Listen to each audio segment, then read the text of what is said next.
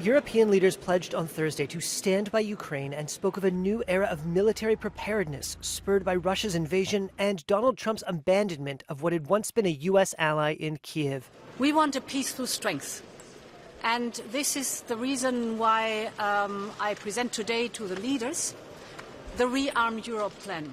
EU Commission President Ursula von der Leyen met with Ukrainian President Volodymyr Zelensky at the summit in Brussels and described her vision of rearming Europe and supplying Ukraine with weapons. It gives the member states possibility to invest in the Ukrainian defense industry or to procure military capabilities that go right away to Ukraine.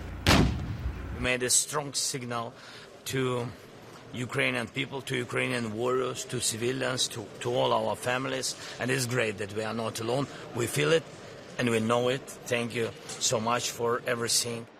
According to NATO, Washington provided more than 40% of military aid sent to Ukraine last year. If you didn't have our military equipment, this war would have been over in 2 weeks. In 3 days. I heard it from Putin. In 3 days. But President Donald Trump abruptly ended that arms supply following an Oval Office shouting match with Zelensky last week that led to a reversal in American support and stunned American allies.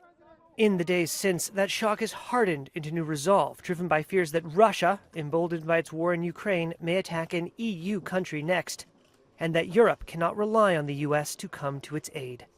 In a televised address on the eve of the summit, French President Emmanuel Macron said, quote, "I want to believe that the United States will stand by us, but we have to be ready if that is not the case." And in a sign of the gravity of the moment, Macron said that France was open to discussing extending the protection offered by its nuclear arsenal to its European partners. Moscow said Macron's speech contained notes of what it called, quote, "nuclear blackmail."